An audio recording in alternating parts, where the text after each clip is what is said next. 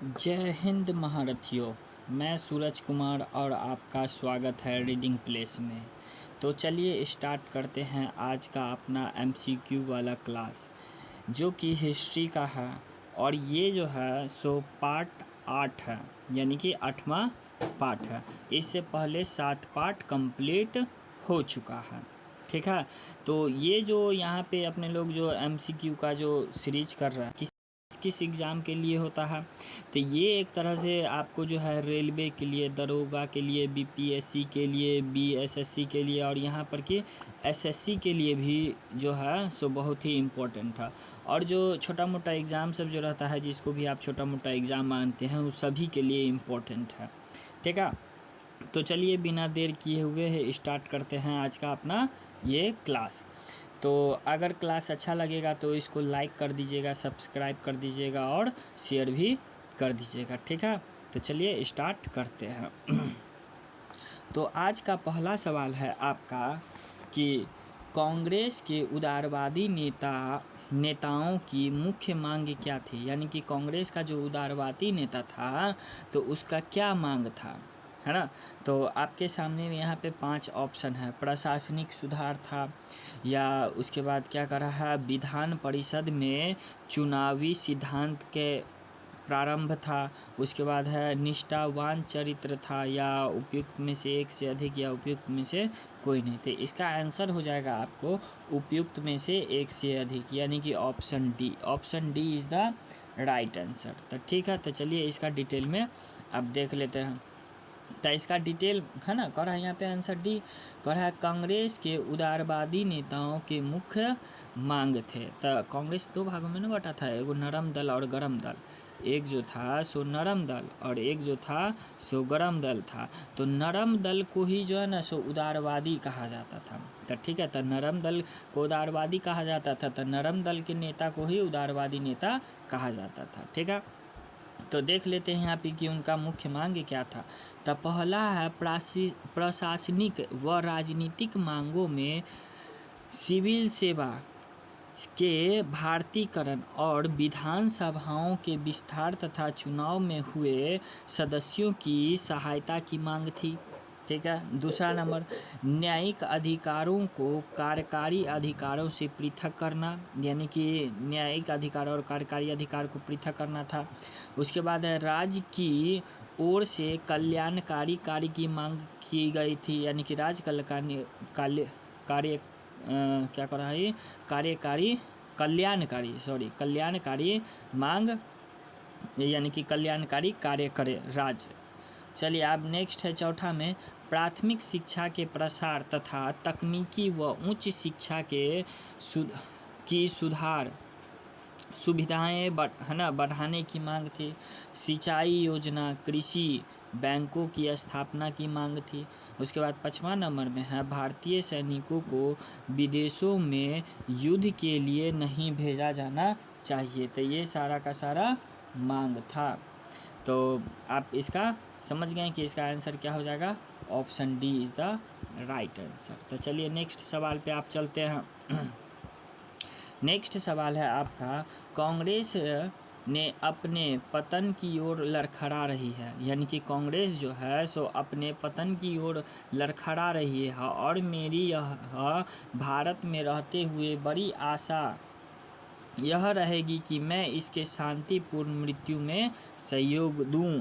तो यह किसने कहा, माने कि इसका सार क्या होगा। कह रहा है कि कांग्रेस जो है सो अपने पतन की ओर लड़खड़ा रही है, और मेरा भारत में रहते हुए ये बहुत ही मतलब कि क्या कहते हैं, आशा है कि मैं इसके मृत्यु में सहायता करूं। तो ये जो है बात कौन बोले थे, यहाँ पे आपके सामने में यहाँ पे 4 ऑप्शन है। Lord Dufferin, Lord Lytton, Lord Curzon. उपयुक्त में से एक से अधिक या उपयुक्त में से कोई नहीं। थे इसका राइट आंसर हो जाएगा आपको option number c. Option c is the right answer. ठीक है, तो यानी कि लॉर्ड कर्जन। तो ऐसे इसको याद रखें ना, कौन मरने उड़ने का बात कौन करेगा, जो कि कर्जा ले रहेगा। तो कर्जन कर्जा ले हैं, तो वही चाहता है कि मर जाए, हम उसको मरने में मदद करें, तो हमको इसको पैसा नहीं चुकाना पड़ेगा। ठीक है, तो कोई भी तिग्रमबाजी लगा करके याद रख सकते हैं। ठीक है, यहाँ पे इसका डिटेल दिया हुआ है। कह रहा है ना कि कांग्रेस अपने पतन की ओर लड़खड़ा रही है, और मेरा भारत में रहते हुए एक आशा रहेगी कि मैं इसके शांतिप्रिय मृत्यु में सहायता दूंगा। यह कथन किसका है? लॉर्ड कर्जन का है। ठीक है, लॉर्ड कर्जन जो है 1899 से 1905 तक जो है वाइस राय थे। इन्होंने ही भारतीय राष्ट्रीय कांग्रेस की प्रति गहरीता रखी, यानी कि ये जो है ना कांग्रेस के प्रति बहुत ही शत्रुता रखी, ये दुश्मन की तरह व्यवहार करता था। उन्होंने यह बात नवंबर 1900 में कही, यानी कि वो रहते हुआ मेरा ये संभावना है कि मर जाए, है ना, मृत्यु हो जाए उसका। और कह रहा है राज्य सचिव को लिखा गया पत्र में, गोपनीय पत्र में ये कहा गया था, यानी कि राज्य सचिव को जो ना एक चिट्ठी लिखा था तो उसी में इस बात कहा गया था। तो देखिए कांग्रेस से संबंधित कुछ और टिप्पणियाँ सब है, टीका टिप्पणियाँ। तो देखिए सबसे पहले है बंकिम चंद्र चटर्जी, इसने क्या कह दिया? कहा कि कांग्रेस के लोग पदों के भूखे हैं। तो याद रखिएगा, यानी कि चटर्जी, जिसका जो मन की ज़्यादा चटकार रहता है तो भूखा रहता है, तो याद रखिएगा बंकिम चंद्र चटर्जी। ठीक है, उसके बाद है सर सैयद अहमद खां। तो कह रहा है सर सैयद अहमद खां कह रहे हैं कांग्रेस आंदोलन न तो लोगों द्वारा प्रेरित था और न ही उसके द्वारा सोचा या योजनाबद्ध किया गया था। तो देखिए यानी कि सर ही ना बोलेंगे कि नहीं सोच समझ के काम करता है, नहीं योजना बना करके काम करता है, नहीं प्रेरित होकर के काम करता है, तो ये काम कौन बोलेंगे? सर। तो उसे याद रखिएगा, सर सैयद अहमद। ठीक है, नेक्स्ट देखते हैं अब यहाँ पे। नेक्स्ट है अश्वनी कुमार दत्त। तो अश्वनी कुमार दत्त क्या कहते हैं? कांग्रेस जो है ना सम्मेलन 3 दिन का तमाशा है। बताइए, अश्वनी दत्त कह रहे हैं कांग्रेस सम्मेलन 3 दिन का तमाशा है। चलिए अब आगे बात करते हैं। देखिए डफरिन का, बताए थे नहीं, डफर है ना, सोचा नहीं था कि अभी कांग्रेस बन भी किया है तो कम ही ना आदमी रहेगा। देखिए क्या बोला डफरिन, यह जनता के उस अल्पसंख्यक वर्गों का प्रतिनिधित्व करता है जिसकी संख्या सूक्ष्म है, यानी कि सूक्ष्म अल्पसंख्यक कहा कांग्रेस को, तो महा डफर आदमी है, जब स्थापना हुआ तो कम ही आदमी रहेगा। चलिए नेक्स्ट है आपका 5वां नंबर में बाल गंगाधर तिलक बोले कि यह वर्ष में एक बार मेढक की तरह टरटराता है तो हमें कुछ नहीं मिलेगा। कह रहा है कि अगर इस तरह से हम एक बार जो टरटराएंगे ना वर्ष में तो हमको कुछ नहीं मिलेगा। कौन बोले थे? तिलक बोले थे। ठीक है, तो अब चलिए नेक्स्ट सवाल पे चलते हैं। क्या इसका क्या हो जाएगा आंसर? आंसर हो जाएगा इसका सी। ठीक है, अब यहाँ पे देख सकते हैं इसका आंसर सी हो जाएगा लॉर्ड कर्जन, है ना, कर्जा वर्जा ले रहेगा वही बात करेगा ऐसा। चलिए अब यहाँ पे है कह रहा है भारतीय राष्ट्रीय कांग्रेस में किस स्थान पर फूट पड़ी, यानी कि कांग्रेस जो है सो टूट गया, यानी कि नरम दल और गरम दल में जो है सो टूट गया कांग्रेस। तो किस अधिवेशन में? तो देखिए यहाँ पे फोटो भी बना हुआ है, तो आप इसको फोटो को देख करके अंदाज़ा लगा करके बता सकते हैं। क्या है? 1907 में सूरत अधिवेशन में, 1906 कलकत्ता अधिवेशन, 1908 में मद्रास अधिवेशन में, उपयुक्त में से एक से अधिक, उपयुक्त में से कोई नहीं। तो देखिए बताए थे, क्या बताए थे कि वो जो है सो सूरत देखा तो उसको सूरत अच्छा नहीं लगा, तो उसमें जो है ना साथ तोड़ दिया और दोनों क्या हो गया? अलग अलग। तो साथ तोड़ दिया, तो साथ से याद रखिएगा 1907 सूरत में हुआ, यानी कि कांग्रेस का विभाजन, तो यानी कि सूरत अच्छा नहीं लगा तो इसलिए वो साथ तोड़ दिया था। कब हुआ था? तो यानी कि इसका ऑप्शन हो जाएगा आपको option number A. Option number A is the right answer, यानी कि 1907 में सूरत अधिवेशन में जो है सो कांग्रेस में फूट पड़ा। चलिए इसका डिटेल में पढ़ लेते हैं। देखिए है ना, करा ना, भारतीय राष्ट्रीय कांग्रेस में फूट 1907 के सूरत अधिवेशन में पड़ा। ठीक है, इस घटना को सूरत फूट भी बोला के नाम से जाना जाता है, जिसमें कांग्रेस 2 गुटों में विभाजित हो गया।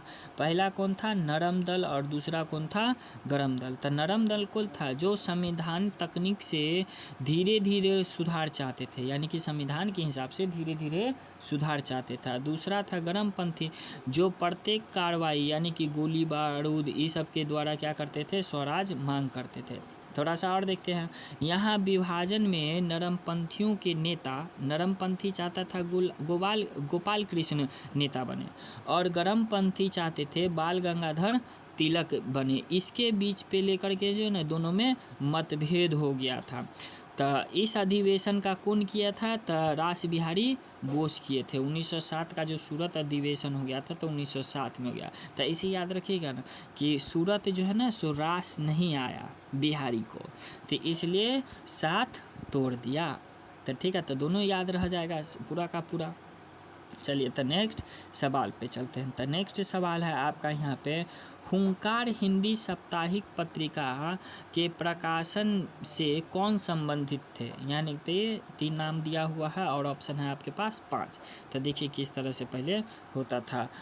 राहुल सत्य क्या है, संकृत्यायन, उसके बाद है सहजानंद सरस्वती, यमुना है ना, आरजी, उपयुक्त में से एक से अधिक, उपयुक्त में से कोई नहीं। तो आप इसको बता सकते हैं क्या हो जाएगा इसका आंसर? तो इसका आंसर हो जाएगा ऑप्शन डी, उपयुक्त में से एक से अधिक।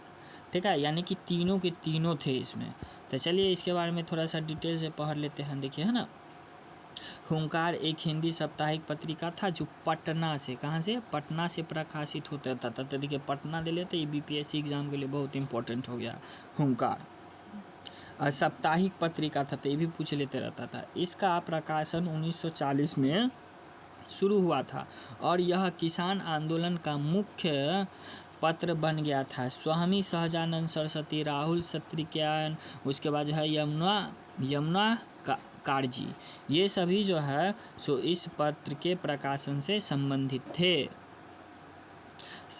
तो चलिए अब नेक्स्ट सवाल पे चलते हैं। तो नेक्स्ट सवाल हो गया आपका 5 में कह रहा है कि निम्नलिखित में से कौन सा भारत में कठोर जाति व्यवस्था के लोप होने के मुख्य कारण के रूप में जाना जाता है?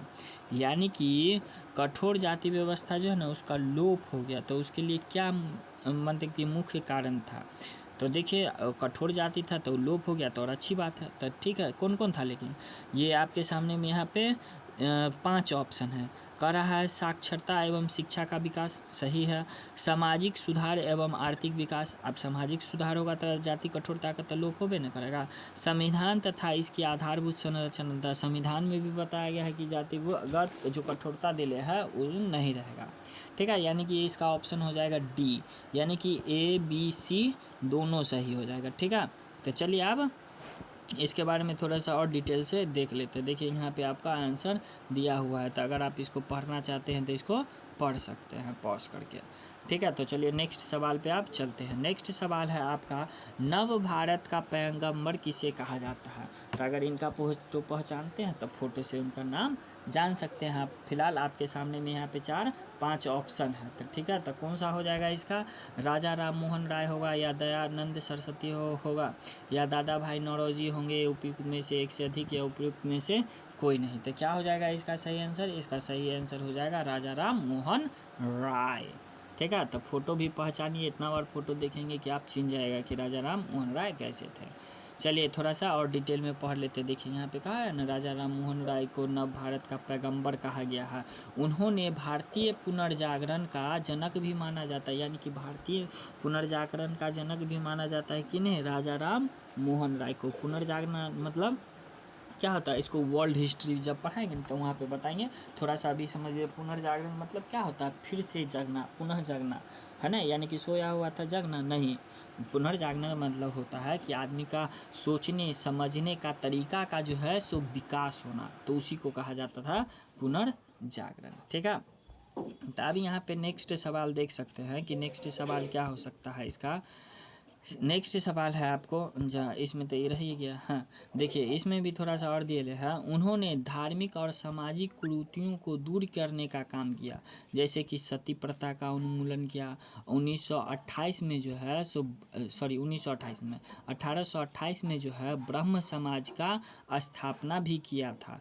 ठीक है, और इसी से आधुनिक भारत का क्या रखा गया? नींव रखा गया। ठीक है, और इसी के कारण इसको नव भारत का पैगंबर कहा जाता है। ठीक है, तो हो गया इसका आंसर। तो चलिए अब नेक्स्ट सवाल पे चलते हैं। तो नेक्स्ट सवाल है आपके सामने में क्वेश्चन नंबर 7। तो कह रहा है 1800 ईस्वी में लॉर्ड वेलेजली ने प्रशासनिक सेवकों को प्रशिक्षण देने के लिए फोर्ट विलियम कॉलेज की स्थापना कहाँ की गई? तो देखिए दिल्ली है, मुंबई है, कलकत्ता उपयुक्त में से एक से अधिक उपयुक्त में से कोई नहीं। यहाँ पे आप यहाँ पे फ़ोटो पे देख के बता सकते हैं। ये अपना प्यारा भारत है। यहाँ पे देखिए यही है यानी कि पश्चिम बंगाल का राजधानी कलकत्ता है। तो यानी कि कलकत्ता इसका सही आंसर हो जाएगा। Option c is the right answer. Option c हो जाएगा। चलिए डिटेल में देख लेते हैं। डिटेल में कहा गया ना 1800 ईस्वी में लॉर्ड वेलेजली ने, कौन? लॉर्ड वेलेजली ने प्रशासनिक सेवकों के प्रशिक्षण देने हुए, यानी कि यहाँ पे ट्रेनिंग देता, फोर्ट विलियम कॉलेज की स्थापना किया गया था, है ना, कलकत्ता में। अब क्या कहलाता है? कोलकाता। तो इसी का उदय किया गया था। तो चलिए अब यहाँ पे आगे चलते हैं। नेक्स्ट सवाल है आपका क्वेश्चन नंबर 8। क्वेश्चन नंबर 8 है रेगुलेटिंग एक्ट किस वर्ष पारित हुआ? तो 1970 ईस्वी में, 1973, 1975 उपयुक्त से एक से अधिक उपयुक्त में से कोई नहीं था। इसका ऑप्शन हो जाएगा ऑप्शन नंबर बी, यानी कि 1773 में। ठीक है, रेगुलेटिंग एक्ट। तो चलिए इसके बारे में थोड़ा सा डिटेल से पढ़ ले। क्या कर रहा है? रेगुलेटिंग एक्ट 1773 में पारित किया गया था। यह ब्रिटिश शासक द्वारा ईस्ट इंडिया कंपनी पर नियंत्रण और क्या है विनियमित करने का पहला प्रयास था। यानी कि ईस्ट इंडिया कंपनी पे जो है ना नियंत्रण लगाने का पहला प्रयास था 1773 का एक्ट। रेगुलेटिंग एक्ट नाम है, रेगुलेट करना, यानी कि रेगुलेट करना, नियंत्रित करना। चलिए नेक्स्ट सवाल पे चलते हैं। तो नेक्स्ट सवाल है आपका क्वेश्चन नंबर यहाँ पे 9। तो क्या हो जाएगा इसका आंसर कि कलकत्ता, यानी कि अब कोलकाता मेडिकल कॉलेज की स्थापना किसके द्वारा की गई? यहाँ पे आपके सामने में 5 ऑप्शन है। लॉर्ड हेम्स्टर्ड, उसके बाद है लॉर्ड कैनिंग, उसके बाद है लॉर्ड एलिंगन 1। उपयुक्त में से एक से अधिक उपयुक्त में से कोई नहीं। तो क्या इसमें से क्या हो जाएगा? यहाँ पे इसका आंसर बता सकते हैं कि, तो इसका आंसर हो जाएगा यहाँ पे उपयुक्त में से कोई नहीं। इसका आंसर ई हो जाएगा। तो कौन हो जाएगा इसका आंसर? इसका सही आंसर हो जाएगा Lord William Bentinck. Lord William Bentinck हो जाएगा। देख रहे हैं इनका फोटो यहाँ पे। तो चलिए इसका डिटेल से थोड़ा सा देख लेते। देखिए है ना, दिल्ली है ना, संस्थापक लॉर्ड विलियम बेंटिक। कब किया गया था? तो 28 जनवरी 1935 को किया गया था ये।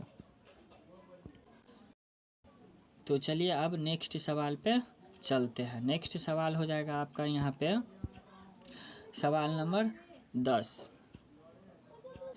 तो सवाल है आपका, लास्ट सवाल है आपका, किस एक्ट के द्वारा ईसाई मशीनरियों की गतिविधियों पर लगे रुकावट हटा दिया गया?